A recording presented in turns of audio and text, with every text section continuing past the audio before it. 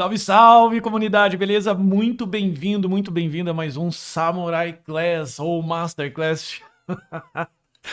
Samurai Class era o nome antigo, mas enfim, vamos lá. Vamos começar, a gente já começou bem certo aqui no momento da apresentação e hoje a gente vai falar de um assunto que é de suma importância para qualquer dev que você desenvolve aí, basicamente em qualquer linguagem, tá? Que é o ambiente de desenvolvimento, como que a gente consegue deixar um ambiente de desenvolvimento nota 10, aproveitando o melhor dos mundos, ou seja, aproveitando tudo que um terminal Linux entrega, rodando tudo isso dentro do Windows e a sua comodidade de rodar praticamente em qualquer programa, o Adobe, jogos, Word, por exemplo, beleza? Então hoje eu vou mostrar para você como que você consegue deixar esse ambiente de desenvolvimento bem azeitado, bem bonitinho, profissional, que aliás é o ambiente que eu desenvolvo aqui todos os dias, beleza?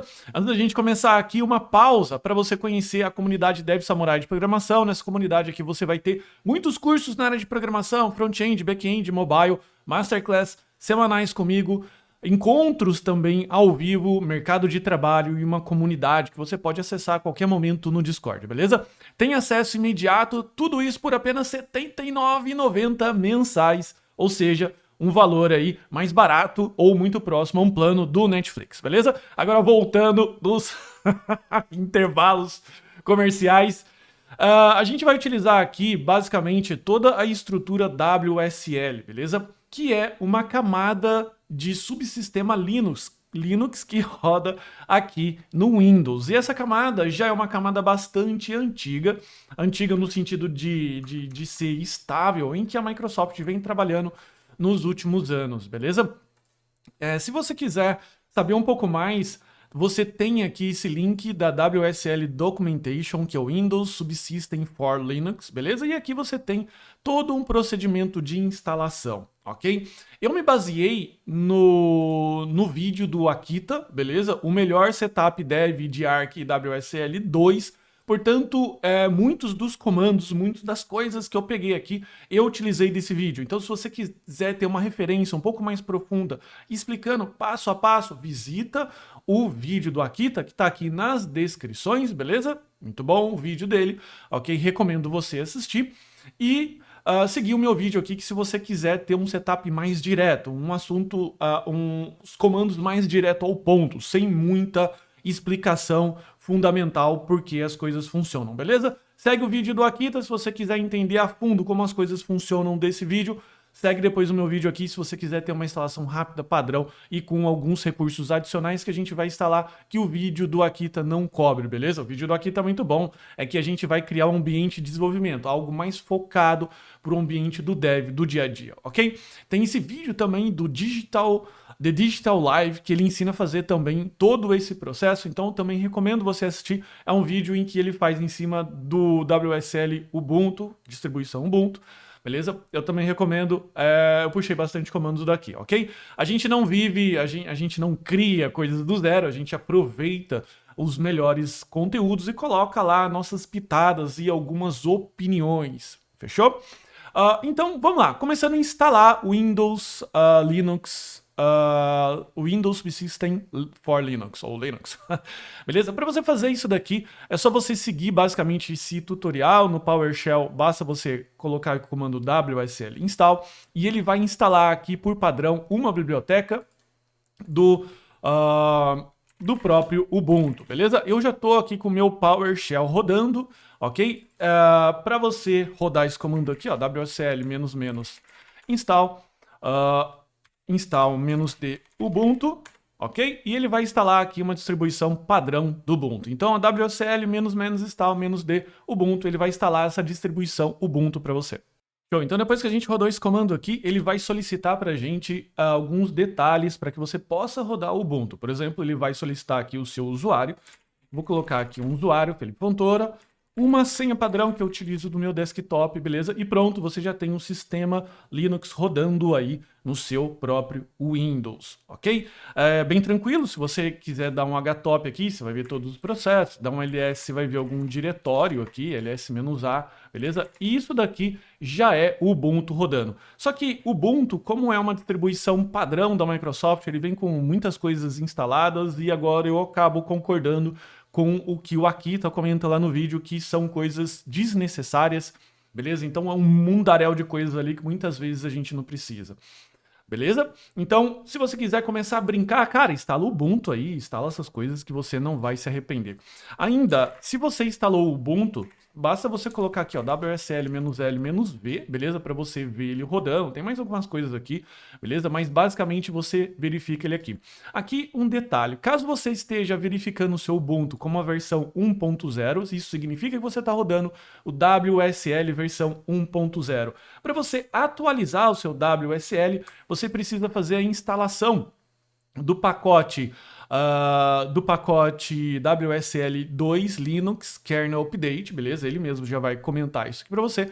Você faz essa instalação e basta você atualizar a sua versão do Ubuntu digitando WSL-set version Ubuntu 2, beleza? Logo em seguida, basta você entrar aqui e você vai ver provavelmente o seu Ubuntu. Eu vou desregistrar o Ubuntu aqui porque ele basicamente serviu para que a gente pudesse testar aqui o uso do WSL funcionando, logando e tudo mais, tá? Se a gente colocar aqui, ó, WSL unregister Ubuntu, ele vai desinstalar o Ubuntu da sua máquina, beleza? E se você dá o WSL-L-V, você provavelmente não vai ver mais ele aí, fechou? Bom, vamos lá. Vamos agora instalar uma distribuição, uma distro que não é padrão do WSL, beleza? Mas ela é uma distro bastante famosa, uma Linux distro bastante famosa, que é o Arch Linux, ok? O Arch Linux, ele tem a filosofia de ser independente de versão, então todos os pacotes mais atualizados normalmente estão na árvore de pacotes dele, que seria o Pacman, beleza? E o Pacman traz aí muitos pacotes em que o Ubuntu ele vai ter que trazer isso via outros sistemas, como por exemplo os outros sistemas sem ser o apt-get, beleza? Então muitas vezes falta pacote no Ubuntu, então eu prefiro o Arch Linux, que é uma distribuição bem mais leve, inclusive, beleza?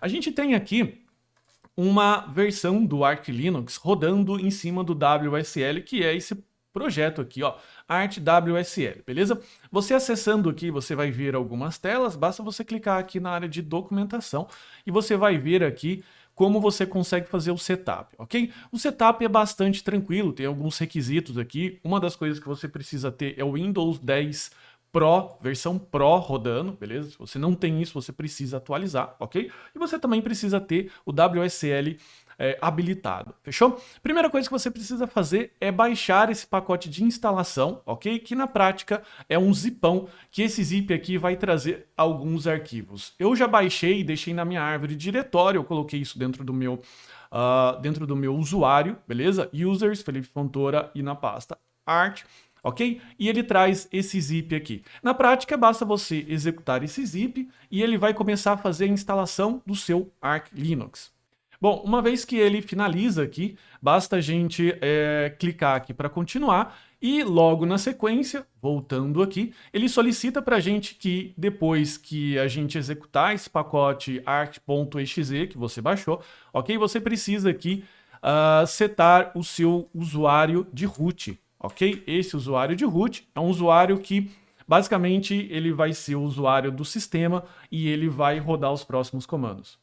Bom, abri o arch.exe novamente e ele está fazendo agora todos os procedimentos iniciais que essa distribuição aqui WSL precisa executar, beleza? Ele começa aqui fazendo todo um check de keys para a instalação do Pacman e outros comandos. Basta você executar ele de novo, ele vai passar por todos os processos automaticamente e a gente já segue com os comandos de password, definição de novos usuários logo na sequência, ok?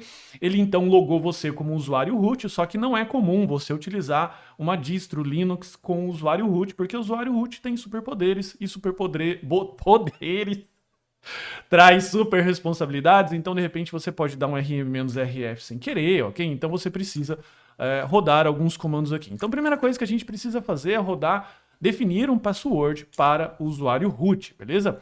O usuário root, ele vai ter um password, que você pode fazer um password da sua preferência, beleza? E logo na sequência, você continua executando aqui os próximos comandos. É uma receita de bolo, beleza? Em que você define aqui agora o grupo de usuários que vai ter acesso ao sudo e logo na sequência, você define aqui a adição de um novo usuário, que esse novo usuário aqui vai ser Felipe Fontoura, ok? Na sequência, eu vou definir o password para esse novo usuário, eu vou repetir esse password, beleza? Errei o password. É emoção. Vamos lá. Pronto, atualizei aqui e ele pede para eu sair, beleza? Saí desse carinha, agora eu abro o Windows PowerShell novamente, pelo que eu entendi não precisa ser usuário root, beleza? Para que a gente possa definir qual que é o usuário padrão, ok? Como eu já instalei na pasta Users Felipe Fontoura, basta eu colocar aqui art, ok? E copiar esse comando aqui. Então eu vou copiar esse comando, deixando só a última parte de fora, porque aqui eu vou colocar o meu usuário padrão, ok? Ele deu errado, porque eu preciso colocar ponto barra aqui, porque não é um comando do sistema. Fechou.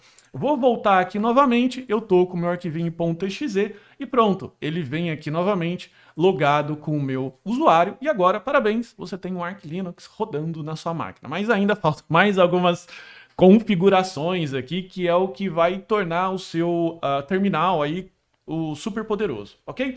A gente vai seguir ainda com mais alguns detalhes dessa documentação que ele pede agora para a gente executar os comandos de atualização do Pacman, que é o gerenciador de pacotes do Arch Linux, beleza? Primeiro comando aqui, e eu não vou pedir para você ficar digitando tudo isso na mão, porque, enfim, seria um trabalho extra. Acessa a página do projeto, que eu deixei aqui nos links das descrições, assim como o vídeo do Akita, ok? Para você executando os comandos. Então, a primeira coisa que a gente precisa fazer, dar um init, um pacman key.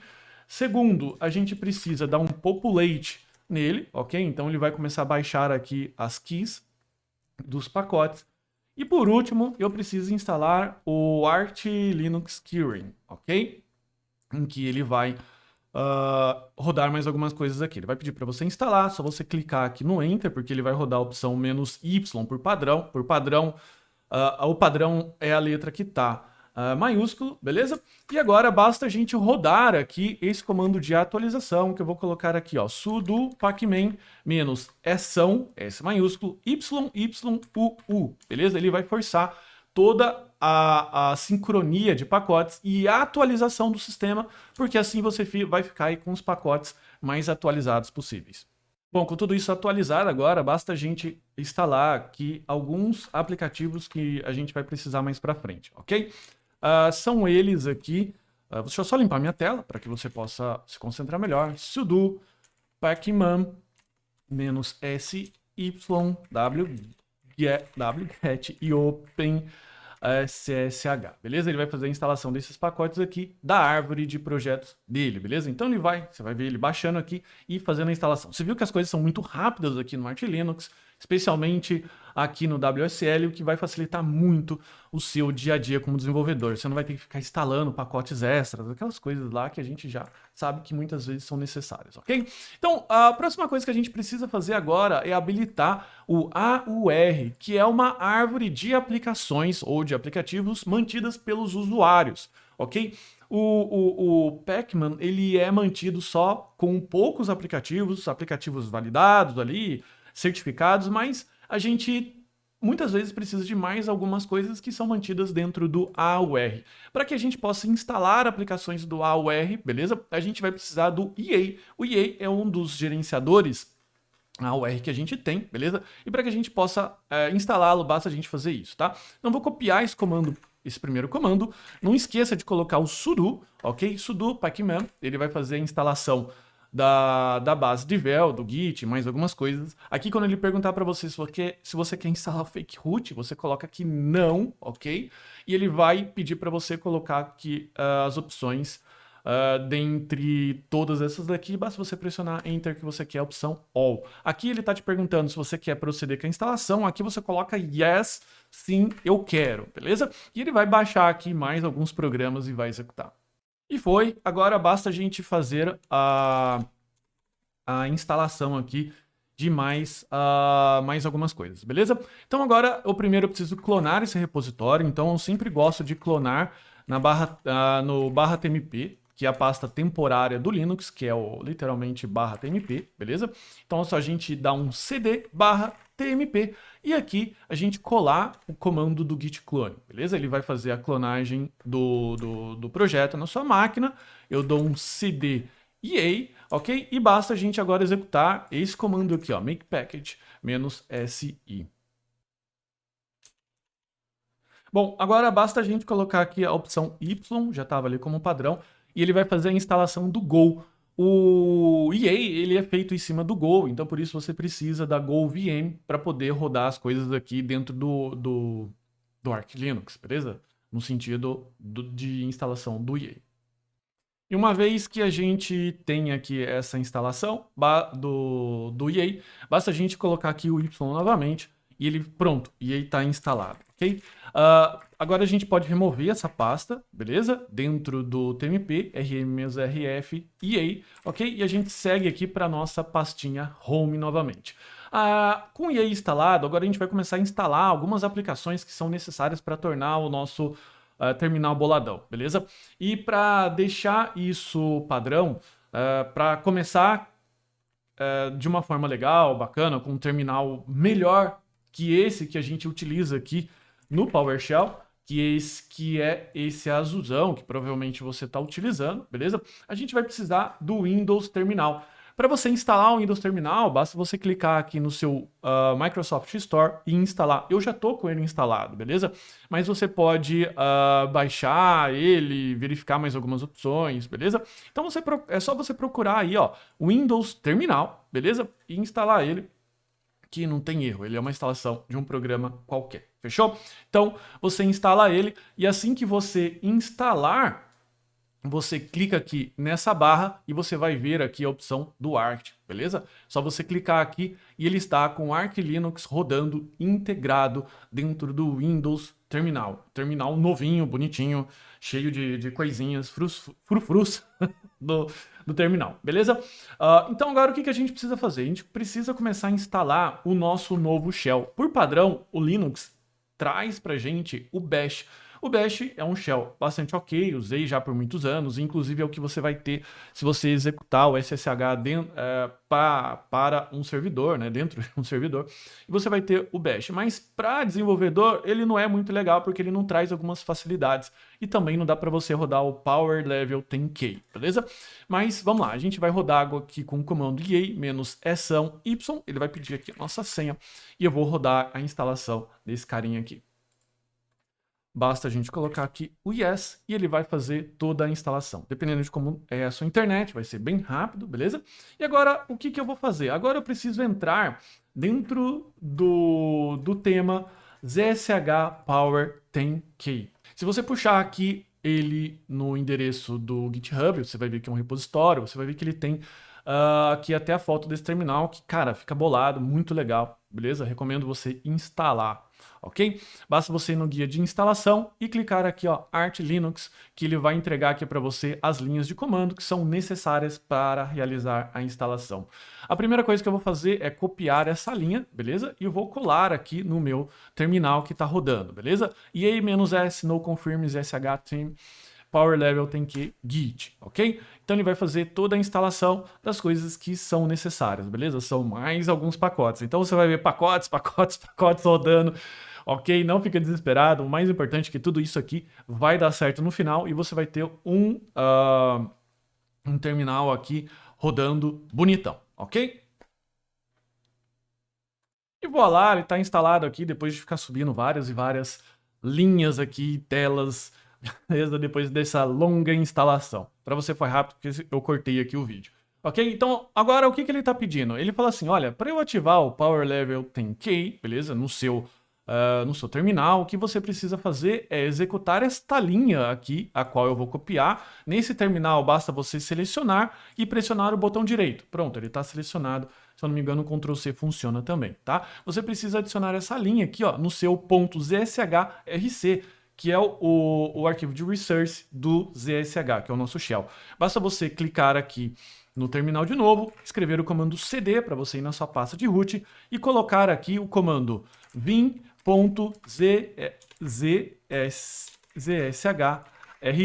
beleza? Eu posso criar esse arquivo aqui, beleza? Ou eu posso simplesmente colocar isso daqui, ó. Echo source users zsh theme power level 10k.zsh.tema, beleza?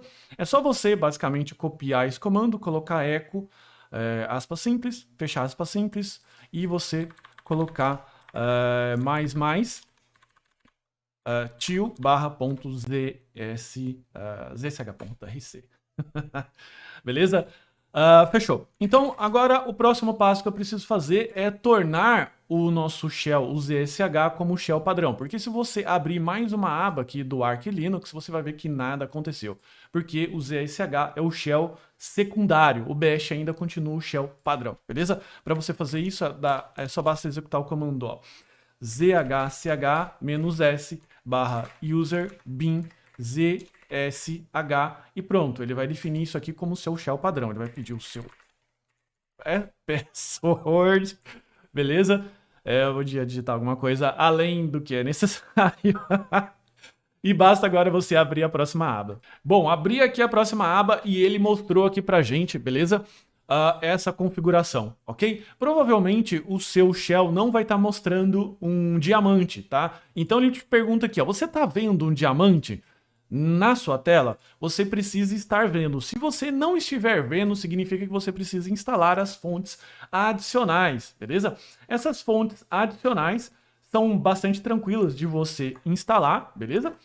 É só você entrar aqui dentro do projeto, ok? Procurar aqui, ó, instalação de fonte manual, baixar todas essas fontes aqui e fazer a instalação dessas fontes como você faz a instalação dessas fontes em qualquer outra fonte, dentro do Windows, tá? É só você clicar 2 vezes dela e instalar, e você vai abrir o terminal de novo e você vai passar a ver esse diamante, beleza? Não prossegue se você não estiver vendo esse diamante aqui.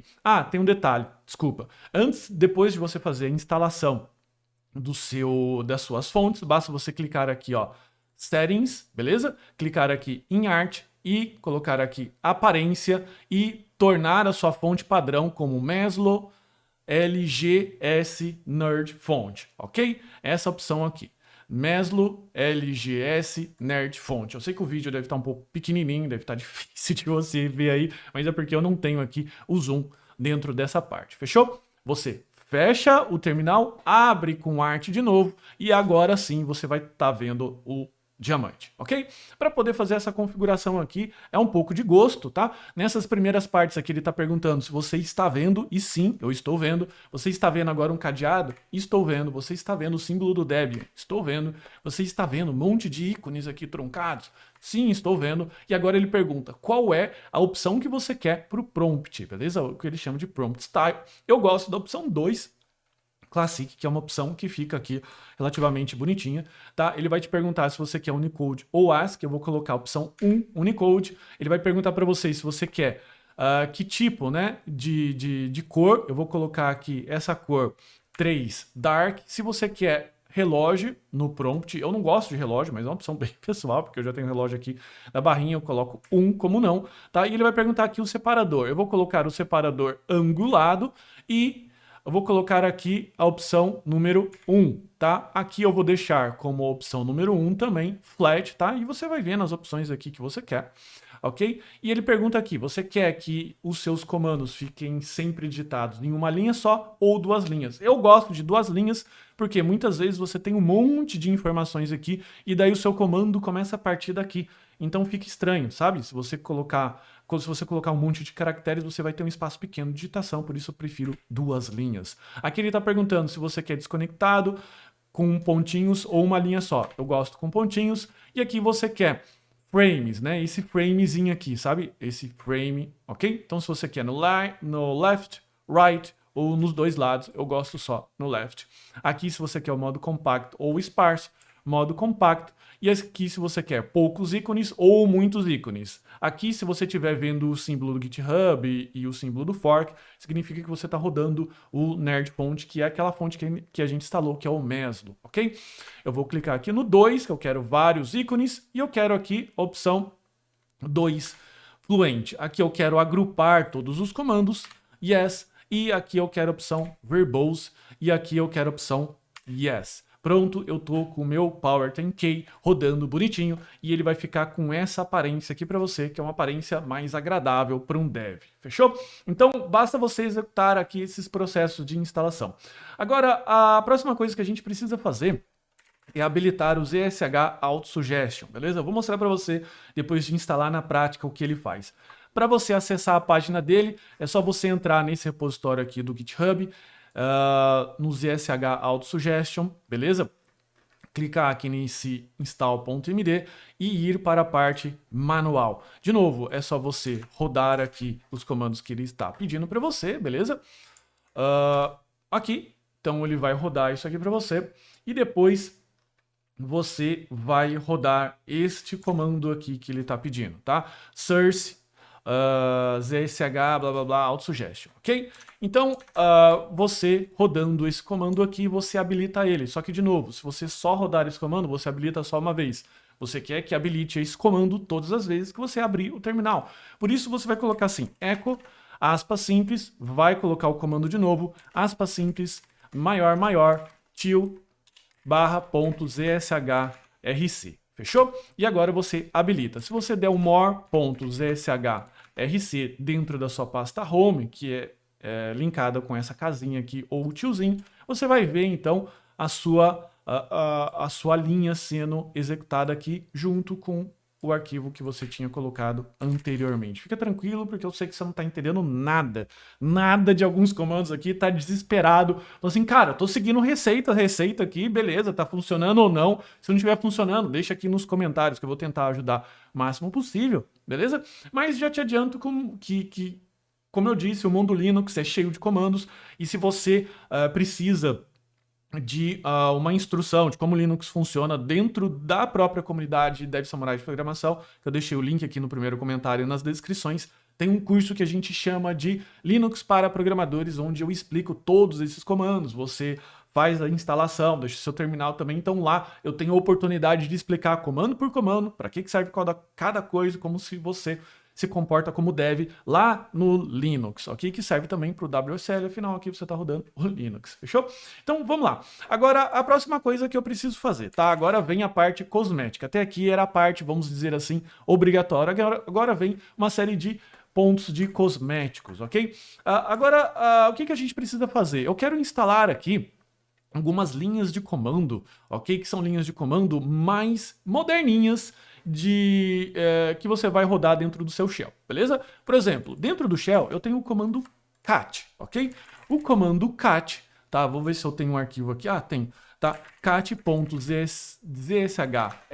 veja que eu estou aqui dentro do meu home. Se você tiver algum diretório diferente, é só clicar aqui, ó, cd, beleza? Você vai colocar aqui cat.zshrc e você vai ver o arquivo aqui, nada demais. Ele vai mostrar para você na tela. Ele só abre o arquivo, mostra na tela, fechou, acabou, tá? Você tem um substituto para o cat, que seria o bat, beleza? Que ele vai formatar e vai deixar ele tudo bonitinho para você. Um aviso, o cat normalmente ele é utilizado dentro de rotinas de instalação ou coisas do tipo. Então, se você está rodando isso dentro de uma máquina, servidor, por exemplo, por favor, não instale e o bat substitua o cat pelo bat, beleza? Porque isso vai causar problemas nessas instalações. Se você é como eu, estiver rodando na sua máquina que é voltada para dev, para desenvolvimento, não tem problema nenhum, tá? Então você tem o bat, que é o substituto do cat, você tem o fd, que é o substituto do find, beleza? Você tem o prox, você tem o sd, você tem o dust, de novo, todos esses caras aqui substituem algum comando do shell que é lá mais rústico e agora ele vai deixar todo coloridinho, bonitinho para você, ok? Tem alguns comandos que eu gosto de instalar aqui, que são esses daqui, ó. EA-SY, eu vou instalar o BAT, o X, o FD, o HipGrep, que ele substitui o grep que ele busca, ok? O prox, que lista comando, e o grex, que ele cria expressões regulares para você, ok? Cara, se você não entendeu tudo isso, tudo bem, instala esses pacotes aqui que eu tô colocando para você, e daí na sequência a gente vai usando e você vai aprendendo como funciona, tá? Ele tá pedindo aqui o meu usuário, o meu password, eventualmente no seu ele pode não solicitar, e aqui a gente só vai prosseguir com a instalação sem novidade nenhuma. Fechou? Bom, ele instalou aqui, então vamos lá. Vou limpar o meu terminal, dentro do meu usuário home, eu vou colocar assim, ó, bat.zshrc e veja que agora, visualizando dessa forma, ficou muito mais agradável para mim que sou um dev. Claro que isso aqui não vai funcionar se você estiver rodando dentro de um servidor. Quer dizer, o bat vai funcionar, só que se você fazer um alias, que é o procedimento que a gente vai executar agora, dentro de um servidor, cara, você vai ter problemas com isso, beleza? O warning aí, o aviso está dado, ok? Então, vamos lá. Então, para substituir um comando do Linux, e veja aqui já o autosuggestion funcionando, tá? Você colocou aqui, ó, o cat, ele já auto-preencheu aqui para você, tá? Perceba que você tem daquele cat padrãozão, beleza? Então, para você fazer um alias, ou seja, um apelido de um determinado comando, basta você colocar assim, alias cat igual a bat, ok? E ele vai substituir isso aqui no comando para você. E se você executar isso, veja que agora o cat não é mais o cat, é outro, é o bat. Beleza? Só que se você abrir outro terminal do Arc, se você colocar aqui cat.zshrc, você vai perceber que ele voltou, que isso não é interessante. Então, para tornar isso permanente, a gente precisa escrever dentro de um arquivo, beleza? E agora você pode utilizar o nano, beleza? Então você vai colocar aqui o nano.alias, ok? É o meu arquivinho de alias. Ele vai criar um novo arquivo, ok? E eu vou deixar aqui uma série de alias para você, que são os alias que eu mesmo utilizo. Que o primeiro é o para Git, então vários alias para Git, então guarde esse alias aqui para você, são alias bastante úteis, tá? Então, em vez de digitar, por exemplo, o comando git, eu digito só o G. Em vez de digitar o comando git checkout, git ck, beleza? E assim sucessivamente. Veja que na prática são os mesmos alias que eu coloquei lá, beleza? Ele tem agora um alias novo para o ls, para o cat, para o find, para o grep, para o ps, ok? São alias que aquelas novas versões de shell instalaram pra gente, beleza? Se você não sabe mexer no git, se você não sabe mexer no shell, não tem problema, coloque esses alias aqui, que com o tempo você vai aprendendo. Uma hora você vai conseguir rodar com sabedoria todos esses comandos. De novo, a ideia aqui é que a gente possa criar um terminal funcional para um dev profissional. Se você não é um dev profissional ainda, você deve entrar na comunidade para se tornar um dev profissional. E você também deve deixar esses alias aqui prontinho, tá? Então, vamos lá. Feito isso, só você clicar aqui no Ctrl X, ele vai perguntar se você quer salvar, você clica aqui no Yes, bate o Enter, tá? Basta agora você colocar aqui, ó, cat.alias e ele vai mostrar para você esse arquivo aqui, beleza? Agora, você precisa chamar isso aqui de dentro do ZSHRC. De novo, se você colocar aqui, ó, ZSHRC, você vai ver que ele não está sendo chamado aqui com source. E daí, se você abrir uma nova aba, você digitar cat ZSHRC, cat tá vindo antigo. Poxa vida, né? Então, o que eu preciso fazer? Eu preciso colocar assim, ó, echo, aspas simples, source, til, barra, ponto, alias, aspas simples, maior, maior. Cara, não coloca um maior só. Se você colocar um só, ele vai substituir todo o arquivo de destino. Você não quer, você precisa colocar dois. Til, barra, ponto, ZSHRC, beleza? Eu tô deixando todos esses comandos aqui na descrição. Basta você copiar e colar. É bem fácil, tá? Não te desespere. E no pior caso, cara, é só você desregistrar a sua máquina WSL e começar de novo. Tudo que você está fazendo aqui, você está fazendo dentro do ambiente Linux que roda debaixo do Linux, do Windows.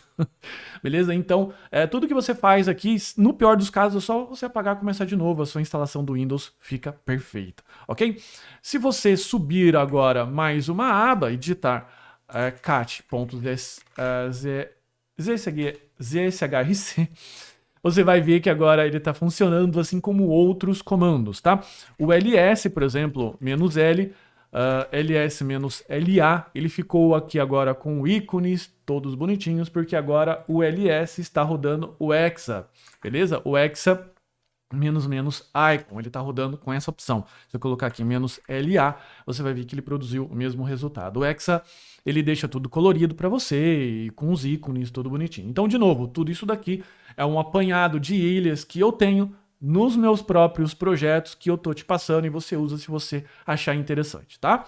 Então, de novo, são efeitos cosméticos que vão deixar o seu terminal muito mais agradável de se utilizar. Agora, a gente vai falar um pouco sobre linguagens ou interpretadores aqui, suporte a linguagens dentro da nossa instalação, tá? Eventualmente, você pode ser um programador Node.js, PHP, Python, Java, Ruby, Go, Rust e assim sucessivamente. Para você conseguir rodar esses comandos nessas linguagens, você precisa ter um interpretador instalado, beleza? Se eu digitar aqui, ó, Node, por exemplo, ele vai falar aqui, ó, que o comando Node não foi encontrado e a gente precisa instalar esse pacote. Só que, como você sabe, cada desenvolvedor utiliza uma versão de Node dentro do seu projeto. E isso acaba sendo um problema a médio e longo prazo para o projeto, porque o Node, por exemplo, implementa alguns comandos novos a cada versão que ele inicializa, e principalmente quando você vai trabalhar em equipe, que um dev tem uma versão A, o outro dev tem uma versão B, isso acaba se tornando um problema maior ainda e dando brecha para aquela desculpa, na minha máquina funciona. Funciona, acredito, porque muitas vezes aquela versão do Node está rodando na máquina de um dev e o outro dev tem outra versão que não roda. Então, para evitar essa confusão e evitar a chateação de toda hora ter que ficar desinstalando o Node, instala outro, a gente tem um gerenciador de pacotes que é o ASDF, beleza? O ASDF é um carinha que ele gerencia múltiplas versões, beleza? De plugins aqui que você pode instalar, que no caso é o Node, PHP, Java e assim sucessivamente, tá? Ele tem um guia de introdutório aqui, que você pode entender como ele funciona, mas de novo, como eu disse, esse vídeo aqui é um vídeo que eu ensino muitas coisas na prática, você pode visitar aqui as documentações, você pode visitar, e eu recomendo assistir o vídeo do Akita, porque lá ele dedicou 1h40 para explicar minuciosamente todos os detalhes. Aqui é o vídeo mais mão na massa, fechou? Então, ele ensina aqui a fazer as instalações de vários ambientes. Então, a gente vai executar aqui o ZSH no Pacman, beleza? Então, vamos lá. Tudo que eu preciso fazer agora, depois de instalado essas coisas...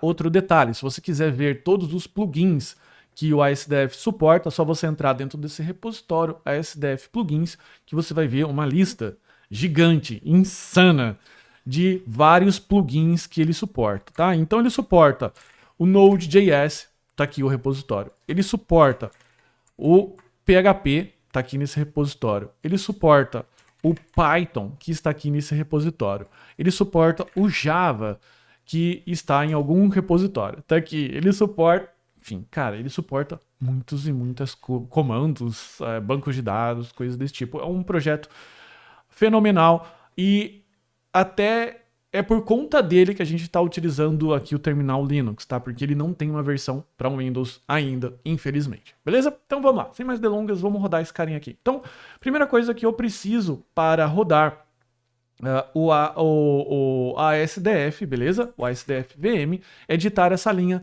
EA-eção Y ASDF VM, ok? Ele vai pedir eventualmente a sua senha e você instala aqui todos os pacotes que você precisa.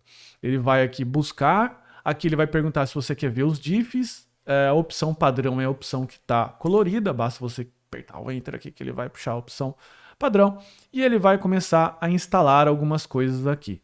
Fechou? Então, agora a próxima coisa que você precisa fazer é tornar o ASDF uma opção padrão dentro do prompt. Ele é instalado dentro do OPT, tá? OPT ASDF VM, beleza? E ele vai estar aqui para você.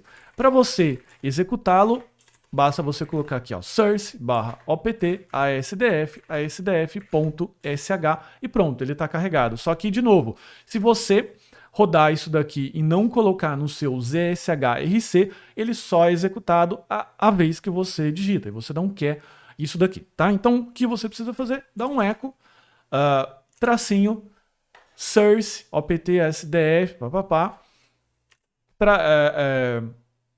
aspas simples, esqueci, /tio barra pontos ZSHRC, tá? Você não precisa ir digitando tudo. O shell autocompleta se você pressionar o tab, beleza? Então vai digitando, dá um tab, dá um tapa, ele preenche de novo para você.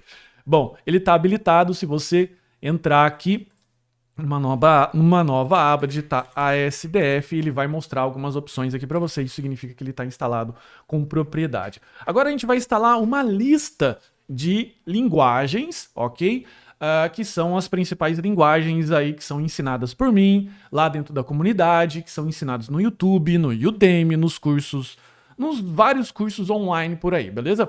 Então, o que eu recomendo? Eu recomendo você deixar favoritado esse guia para instalar a linguagem que você está aprendendo no momento. Não tente instalar todas essas linguagens. Por exemplo, aqui a gente vai instalar o Node, o Ruby, o Python, o PHP, o Java, beleza? Que são as principais linguagens aí que você vai aprender ou que você vai trabalhar. Eventualmente, você só está estudando o Node.js dentro dos cursos lá da DevSamurai. Os links estão aqui na descrição. Então, cara, não faz sentido rodar PHP, Java, a não ser que você trabalhe com isso, entende? Então, deixa favoritado esse guia, guarda nos bookmarks, ok? Coloca aqui, se você eventualmente estiver assistindo no YouTube, guarda aqui na sua playlist, beleza? Para você sempre voltar depois e aprender como se instala as outras linguagens. Eu vou fazer aqui para todas e eu vou deixar aqui nos tempos, as marcações de tempo aqui para você ir avançando na qual é interessante para você. A primeira que a gente vai instalar aqui é o Node.js, que é enfim, dispensa muitas apresentações aqui sobre essa questão. Então, eu vou instalar esse plugin. Então, o plugin, só para você entender, quando a gente adiciona ele adiciona a capacidade do ASDF de buscar essa linguagem, compilar ela e fazer tudo que é necessário para deixar ela rodando dentro do seu computador, beleza? Quando a gente adiciona o plugin, o Node.js não está ainda disponível, beleza? Então, ele precisa ser instalado. E lembra que o ASDF é um gerenciador de versões. Então, quando você colocar assim, ó, ASDF list-all Node.js, beleza? Ele vai mostrar uma infinidade de opções aqui para você. Todas essas são opções que você pode instalar na sua máquina.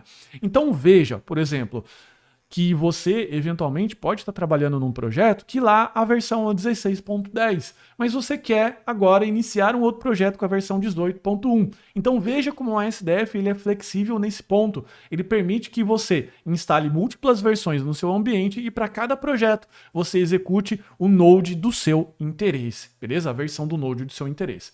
Então agora eu, por exemplo, quero instalar 18.1.0. Como é que a gente faz? ASDF install Node.js 18.1.0 e ele vai buscar nos repositórios, vai baixar algumas coisas aqui e ele vai deixar o Node funcionando na sua máquina, tá?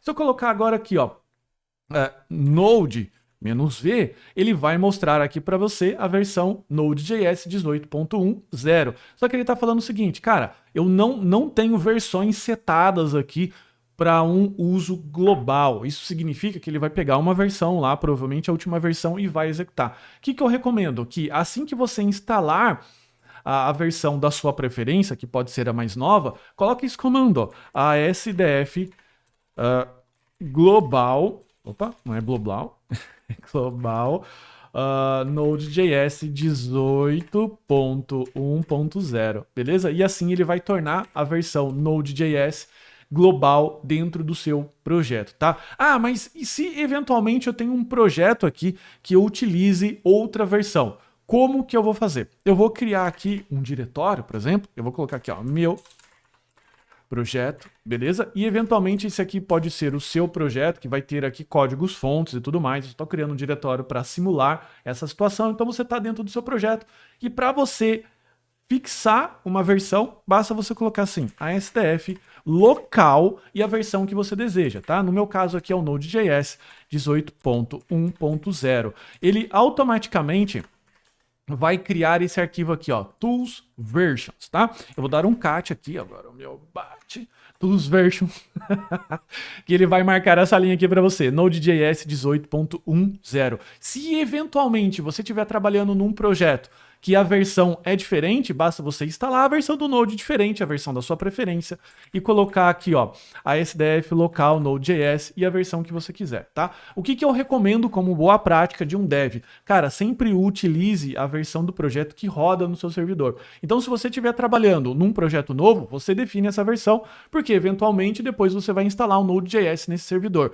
Se você estiver trabalhando num projeto que já é um pouco mais antigo, provavelmente ele pode estar na versão 16, versão LTS, versão alguma coisa. Então você instala isso na sua máquina e já define o arquivinho tools versions, beleza? Caso o projeto ainda não tenha. Eu vejo muitas pessoas trabalhando com versões diferentes, ok? Diferentes do servidor e vai acontecer essas situações em que na sua máquina funciona e no servidor não funciona. Daí, meu filho, para pegar esse bug, cara, sente e chora, beleza?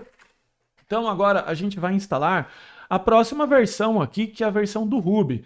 O Ruby, ele tem um plugin, beleza? Que é o ASDF Ruby, ok? Ele tem aqui de novo as opções de instalação, tá? Então se você agora é um programador Ruby, você vai ter o Ruby instalado no Windows, que é uma maravilha. Todo mundo sabe que para instalar o Ruby no Windows é um parto, tá? Então, se você agora clicar a SDF List All Ruby, ele vai listar as 150 opções de sabores de Ruby, e tem o Rubix, tem o MRuby, o JRuby e o Ruby padrão, tá? Você pode brincar aqui qualquer versão do Ruby que você quiser. Eu, por exemplo, vou instalar aqui a versão 3.1.2. A SDF Install Ruby 3.1.2, beleza? Vou pausar o vídeo aqui, cara, porque o Ruby ele realmente demora bastante para executar. Tá rodando ainda. O vídeo tá pausado, mas esse negócio tá rodando. Enquanto isso, pega um cafezinho como eu aqui, ó, e toma. Rodou, instalou, aí, boa. Parece um doidinho, né? Então vamos lá. Então agora que a gente instalou o Ruby, a gente vai fazer o mesmo procedimento que a gente vai tornar essa versão do Ruby global, tá? Então se a gente força ele para global, numa versão que a gente, óbvio, é do nosso interesse, basta a gente colocar aqui Ruby -v e a gente vai ter aqui 3.1.2, que é a versão que a gente acabou de instalar, tá? Como programador Ruby que eu sou, eu não gosto de fazer as instalações de gems com documentação. Então, por isso, eu aconselho muito você rodar esse comando aqui, ó. Echo, aspas simples, gem, no document, fecha aspas simples, gem.rc. Isso aqui vai evitar de instalar toda a documentação de libs. Eu não sei você, mas eu utilizo o terminal para ler documentações, tá? E ainda a gente vai instalar agora o Blender e o Rails, tá? Que são os dois o Blender é um gerenciador de pacote, o Rails é o nosso framework querido do coração, que eu amo tanto. Depois de instalado isso daqui, a gente vai instalar agora o EA-S maiúsculo Y Postgres SQL libs. 99% dos projetos Rails utilizam Postgres. E se você não instalar essa biblioteca aqui, na hora de você tentar instalar Gem PG, ele vai pedir essa dependência. Então já estou instalando aqui para você. Caldo de galinha e precaução, nunca fez mal a ninguém. Então você vai deixar isso aqui já instalado para evitar qualquer confusão, beleza? Agora a gente vai instalar o Python, tá? Chegou a vez Python. O Python ele também tem o seu plugin próprio, beleza? Que para você fazer a instalação é só digitar aqui SDF plugin add Python, beleza? Vamos lá. Então a gente vai aqui instalar esse plugin e o procedimento é o mesmo. A SDF list all Python, beleza? Ele vai instalar aqui as diversas versões, vai listar as diversas versões de Python aqui, tá? Eu gosto de utilizar, isso é a minha preferência pessoal, uma versão mais estável do Python, tá? Que é a versão 2.7.18, que é a última da versão 2.7. Se você estiver fazendo um curso de Python, provavelmente lá o professor vai falar assim, cara, usa a versão tal, beleza? Então você fica à vontade. Na dúvida, vamos fazer o seguinte então, vamos instalar as duas, deixar as duas habilitadas aí para você. A SDF install Python e a gente vai colocar aqui a versão 2.7.18. Só falta aqui uma pessoa digitar o comando correto, que tudo vai funcionar. Garanto. Vamos lá, filho. Bora. Então, versão 2.7.18 instalado. Agora a gente vai instalar uma outra versão também, que é a versão 3.10.4. Você não precisa instalar com esses mesmos números. Você faz lá o list all Python, que daí ele vai listar, ou a linguagem, o plugin que você estiver usando, e ele vai listar todas as versões. No momento que eu estou gravando esse vídeo, a última versão 3 é a 3.10.4, beleza? O procedimento é o mesmo, sem enrosco. Maravilha, agora com a versão do Python 3.10 instalado, beleza? Basta a gente agora definir a versão do nosso gosto, tá? No caso, eu vou deixar a minha global como 3.10.4, tá? Então a gente vai colocar SDF global Python 3.10.4, beleza? E a gente vai colocar aqui, ó, Python, menos version, e a gente vai ter aqui a resposta da versão que a gente acabou de colocar, fechou? Então, a gente fez todo o procedimento para o Python. Agora chegou a vez da nossa querida linguagem PHP, beleza? Que é a linguagem aí que muitos profissionais utilizam hoje na internet também para mexer com WordPress e assim sucessivamente. A gente instala agora o seu plugin, é só acessar o site, que de novo está aqui nas descrições, tá? E na sequência é só colocar a SDF list all PHP. O PHP também, assim como outros, tem muitas versões. Eu vou instalar aqui a versão 8.1.6, beleza? Só que antes disso, eu recomendo você instalar algumas dependências que são necessárias para que o PHP seja compilado na sua máquina, que é junto com o EA, tá? Que é o RE2C, GD, Postgres, SQL libs e o libzip, beleza? Ele vai solicitar eventualmente aqui a sua senha de sudo e ele vai fazer agora toda a instalação padrão aqui, como se fosse um software do Arch normal. Feito aqui então agora a instalação, agora sim basta a gente fazer a instalação da versão que a gente gostaria de colocar, tá? O PHP, assim como o Ruby, ele vai baixar os fontes, ele vai fazer todo o processo de compilação, então dependendo da sua máquina, dependendo da sua internet também, ele vai demorar como demorou o Ruby.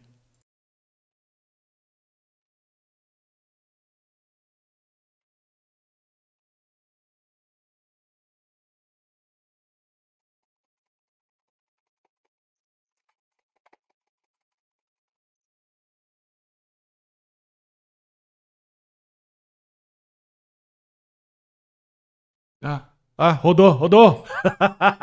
Palhaçada, né? Vamos lá, então agora a gente tem o PHP global 8.16, beleza? Vai ser essa versão que eu vou definir do PHP e eu vou executar aqui o comando PHP nos V. No vídeo passou rapidinho, velho, mas eu tô aqui há 1 hora vendo esse negócio rodar. Então tem aqui PHP 8.16 e também ele instala para você já o Composer. Tá, o Composer, ele já habilita para você o Composer, que é o instalador de biblioteca do PHP, beleza? Só que o PHP, cara, ele tem uma particularidade, do jeito que ele é instalado aqui no Arch Linux, ele não vem alguns módulos que são módulos importantes, quando você vai rodar aí, por exemplo, WordPress na sua máquina local. Tá, então eu vou recomendar a instalação de alguns módulos, como por exemplo, o MySQL, tem alguns módulos dele, ele vem, o MySQL, mas por exemplo, o ImageMagick, ele não vem habilitado, instalado por padrão, e ele é necessário para uma série de aplicações aí, tá? Então, no caso do PHP, você vai instalar agora aqui o ImageMagick e você vai fazer a instalação de alguns módulos, beleza? A vida de um cara que mexe com Linux é instalar pacotes, vai se acostumando. Mentira, brincadeira. Agora, o que eu faço? Eu vou utilizar o PacL, beleza? PacL install ImageMagick, beleza? Para ele instalar o módulo PHP. Ele vai agora instalar e ele vai falar agora para você aqui, ó, você deseja prover o path do ImageMagick ou você quer que eu procure? Eu quero que você procure. Como você instalou ele anteriormente, de novo, ele vai falar, cara, mais 1 hora compilando, velho. Agora, com ele instalado aqui na sua máquina, você precisa habilitar a opção de extensão do seu PHP, beleza? Para você habilitar isso daqui, você precisaria saber aonde o PHP está instalado no ASDF. Então eu vou passar para você um hacking aqui que, aliás, de novo, os comandos estão todos aqui na descrição. Então você vai copiar aqui echo, aspa, xstation, imagick.so, aspas duplas, acrescenta, né? Maior, dólar, ASDF where PHP, fecha parênteses, você vai colocar aqui o restante, tá? Ele vai carregar essa opção para você do PHP. Daí você vai rodar aqui o PHP-M de novo e o ImageMagick está instalado, a extensão dele, beleza? Bom, essa daqui são as configurações para o seu PHP. Agora a gente vai para o Java. Então, se você é um programador Java ou pretende ser um programador Java, o ASDF fica uma opção interessantíssima para você, porque assim como as outras linguagens, o Java tem muitas versões, tá? Então a gente vai aqui rodar o plugin, adicionar o plugin do Java, que de novo tá dentro desse repositório aqui do GitHub, fechou? E a gente vai listar aqui de novo todas as opções do Java, com o list all. Então, cara, assim como o Ruby, o Node.js e as outras coisas, as outras instalações, nós temos muitas opções, em especial do Java, porque o Java ele tem algumas implementações, assim como o Ruby. Qual é a implementação que eu gosto de instalar? Eu gosto de instalar a OpenJSK, a OpenJDK, beleza? Então eu vou pegar essa versão aqui, ok? E vai ser essa versão que a gente vai instalar no Java. Então a gente vai colocar aqui ASDF install Java e a gente vai colocar essa versão aqui. Se você não tiver uma versão da sua preferência, você instala a última, tá? Da sua preferência ou da sua necessidade, você instala a última, tá? E por último, é só você colocar aqui o global com a mesma versão, ok? Se você agora colocar aqui o Java version, você vai ver esse carinha aqui, ok? Ainda, no caso do Java, ele tem a questão do Java Home, tá? Se você colocar aqui echo $Java underline home, você vai ver que ele retornou a variável vazia, tá? Para você definir o Java Home, você roda esse comando aqui, ó, source asdf plugins java 7 java home, tá? E ele passa, aqui, e ele passa a definir essa variável como Java Home. De novo, se você só executar isso uma vez, ele vai funcionar só nessa aba que você tiver, na próxima ele não funciona mais. Então você vai colocar aqui echo, aspas simples, o mesmo comando de source, fechado com aspas simples de novo, maior, til zshrc, ok? Então você agora dá um cat.zshrc e você confere esse carinha definido aqui, assim como algumas outras definições que você eventualmente pode ter colocado, fechou? Então essa daqui são as instalações das principais linguagens de programação que você tem. Então se você colocar aqui, ó, a ASDF list, você vai ver as versões instaladas que você acabou de instalar na sua máquina. Eventualmente, recado novamente, eventualmente você não queira, por exemplo, o PHP e o Python, você queira só Ruby, Node.js, ou só o Node, beleza? Então você vai ver só as versões instaladas aí na sua máquina, fechou? E como que funciona então essa parte do local? Então se você tiver aqui dentro do seu projeto, basta de novo colocar aqui, ó, ASDF local, beleza? E a versão que você tiver. Então, no meu caso aqui, Node.js 18.1.0, ok? Eu vou dar um cat aqui, ó, cat tools versions e vai colocar aqui. E se eu tiver mais de uma dependência, por exemplo, o meu projeto usa o Node e o Ruby, que é bastante comum nessas situações, tá? Nesse caso, você vai dar SDF list, você vai ver a versão do Ruby ou a versão que você necessita e instala ela, a SDF local Ruby 3.1.2, fechou? Daí você vai dar um cat tools versions e você vai ver que ele agora necessita do Node.js e do Ruby, beleza? Lembrando que todo esse frame aqui, ele é do BAT, beleza? Se eu colocar aqui, ó, o more.toolsversions, ele é um arquivo qualquer aqui só com 2 linhas, beleza? Então você vai fazer isso em todos os seus projetos a partir de agora, ou vai combinar isso com a sua equipe, para que vocês possam tornar aqui as versões de todos os devs compatível com a versão que está rodando no servidor, para evitar aqui qualquer situação indesejada de bugs e desculpas do tipo, funciona na minha máquina, no servidor não funciona. Bom, fechou. Agora, o que a gente precisa fazer? Agora a gente precisa habilitar o Docker, beleza? Dentro desse container WSL, beleza? Por que o Docker? Sendo que o Docker já roda, eu já tenho um Linux aqui rodando, e por que eu preciso do Docker? Porque, cara, eventualmente, 99% das vezes, você vai precisar ter um Mongo rodando, você vai precisar ter um Postgres rodando, então você vai ter que ter um aparato de infraestrutura rodando na sua máquina de banco de dados ou de requisitos de um determinado projeto para que você possa viabilizar, para que você possa subir esse projeto na sua máquina, certo? Então, o que eu recomendo? Eu recomendo o uso do Docker, porque o Docker acaba virando também um versionador de infraestrutura, de banco de dados ou de a necessidade que você tiver, beleza? Porque com o Docker você pode subir uma infraestrutura, por exemplo, de banco de dados, um banco de dados rodando localmente na sua máquina, você pode jogar fora aquele container doc e subir uma outra versão. Ele funciona meio como o ASDF, só que para infraestrutura, beleza? O que você vai fazer? Você vai instalar aí na sua máquina o Docker, tá?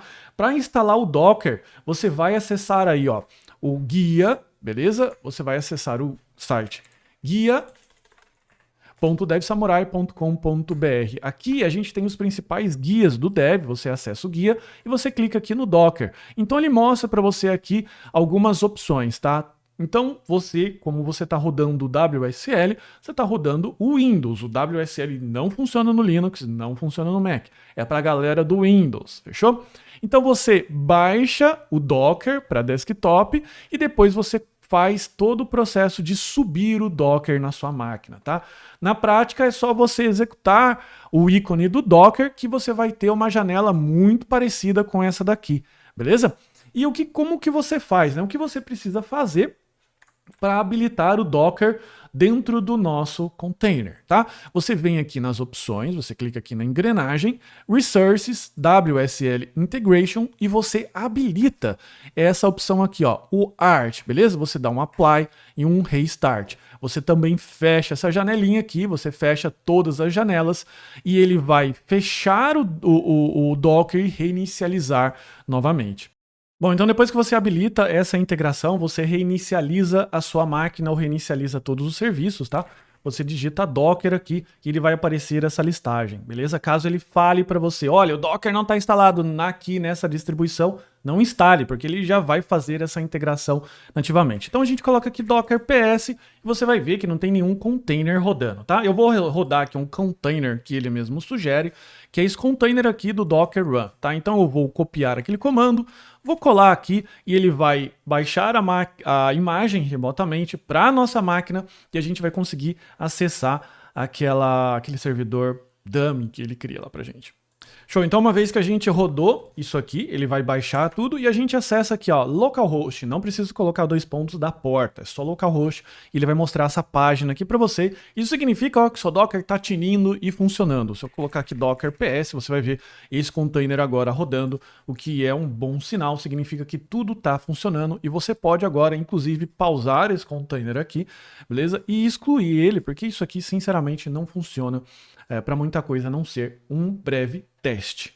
Bom, e agora como é que funciona então a dinâmica de desenvolvimento de clone e abrir o Visual Studio Code? Como que isso vai funcionar? Como vai funcionar o workflow no dia a dia para um dev, beleza? Bom, primeira coisa que você precisa criar é a pastinha de SSH na sua máquina. Então, se você tiver as suas chaves SSHs em algum local, beleza? Basta você importar desse local. As minhas estão aqui no meu próprio usuário, beleza? Felipe.ssh. As minhas chaves de SSH que você cria lá no GitHub, no GitLab ou qualquer outro local, tá? O WSL, ele também cria uma camada de servidor, de rede pra gente, que a gente pode se comunicar com ele, tá? Então basta a gente colocar aqui, ó, WSL $art, beleza? Que ele vai acessar o seu servidor art listando todos os diretórios para você. Bastante interessante. Basta eu entrar aqui em Home, Felipe Fontoura, e eu vou colar aqui o .ssh, beleza? Ele está pedindo para sobrescrever alguma coisa, vou sobrescrever, e eu também vou copiar os meus arquivos de Git, o git config e o git ignore global, beleza? Vou colocar esses arquivos aqui também, que são arquivos importantes para o nosso desenvolvimento. Cara, eu não sei como isso funciona, eu não sei o que é SSH, não sei o que é Git. Cara, calma, calma. Se você não sabe o que é, você não faz.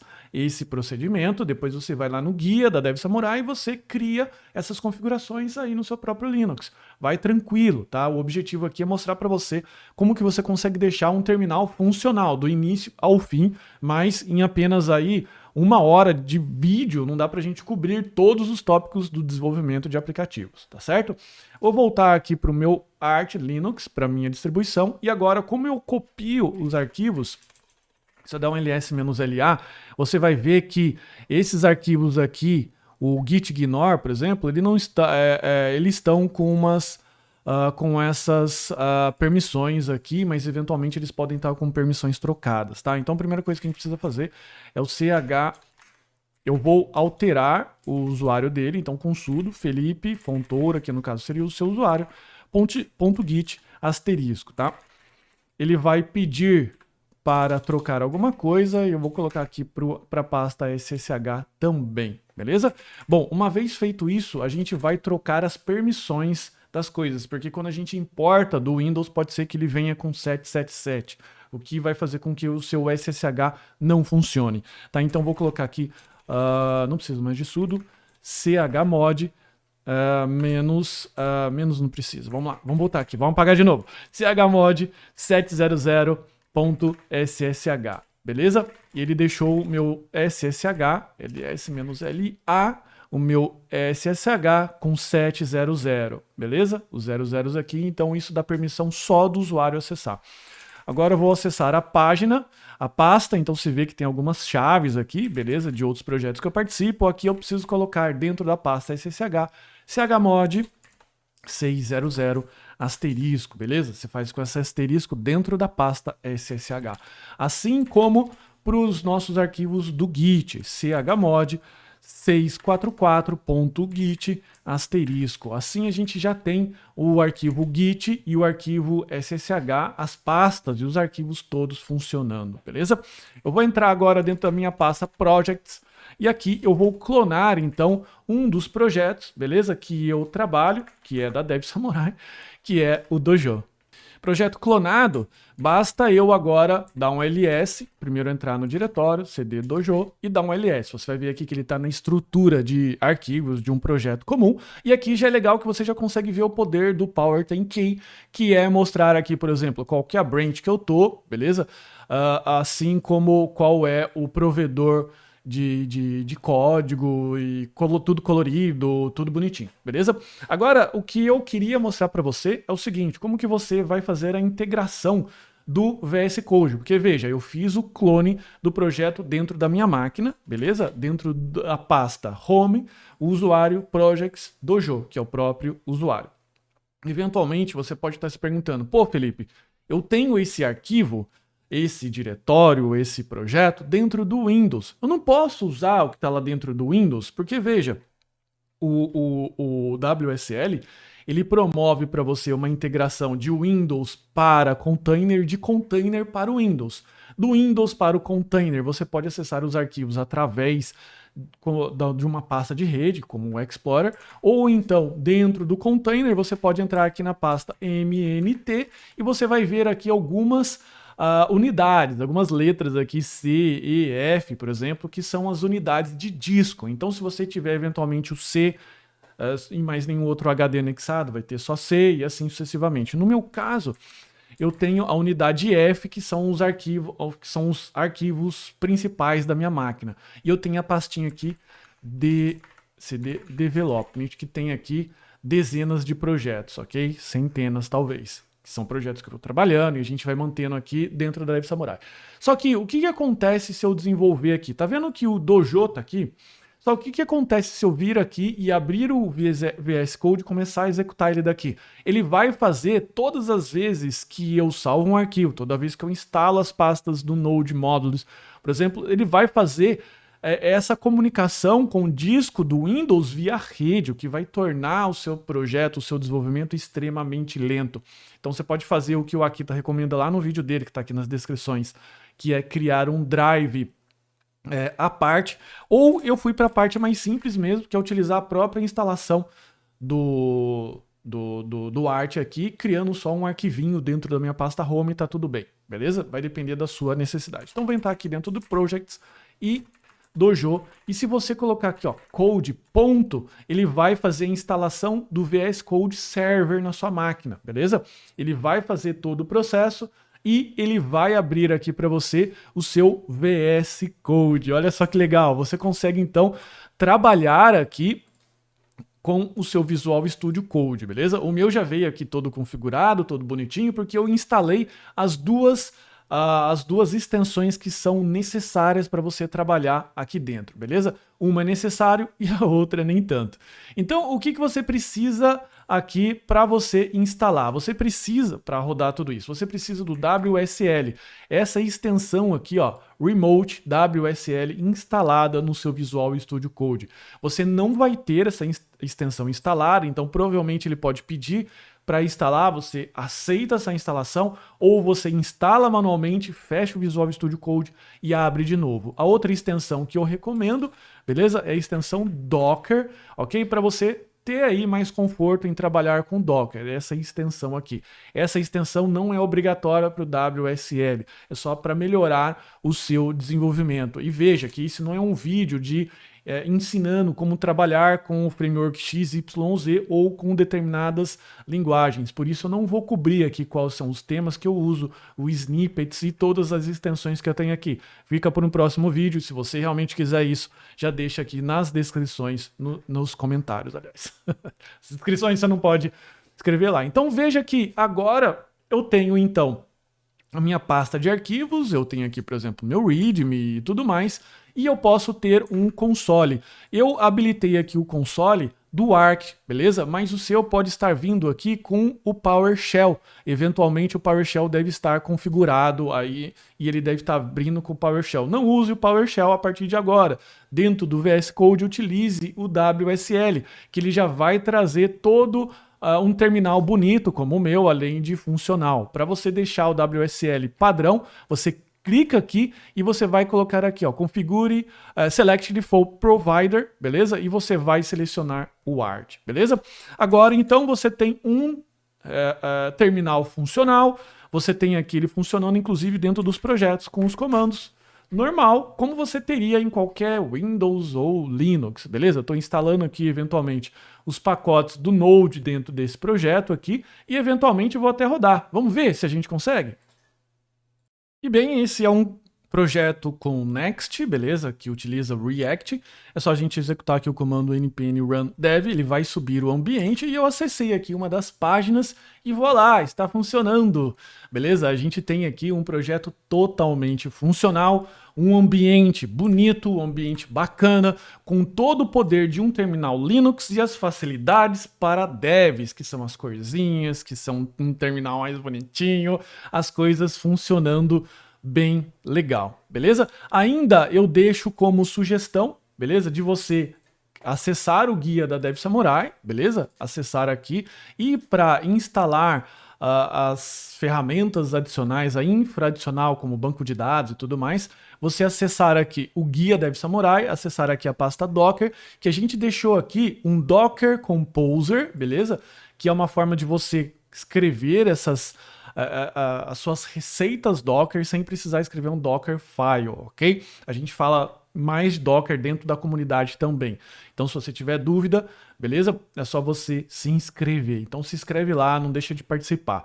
Eu tenho aqui, por exemplo, o MailHog, eu tenho o Admin Mongo, tenho o PGAdmin. Então, tudo isso daqui são imagens que vão subir e vão ficar prontinhas para você conectar no seu projeto, como, por exemplo, o Dojo ou outro que você estiver participando. Então, olha só que legal, eu venho aqui na minha pasta de projetos, beleza?